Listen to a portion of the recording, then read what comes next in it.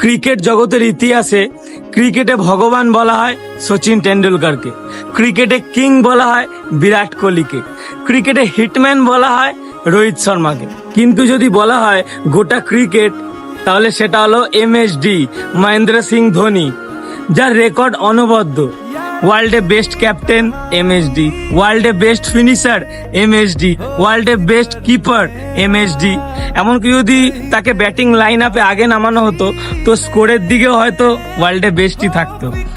বর্তমানে তার একটু খারাপ ফর্মের জন্য হয়তো হেটার্সের সংখ্যা একটু বেড়ে গেছে, কিন্তু তবুও বলবো ইন্ডিয়া টিমে যদি কোনো প্লেয়ারের কমতি থেকে থাকে সেটা হলো তুমি। আর আজকে এই মানুষটারই জন্মদিন।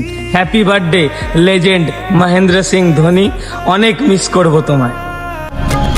ও মাহি ও মাহি ও মাহি ও মাহি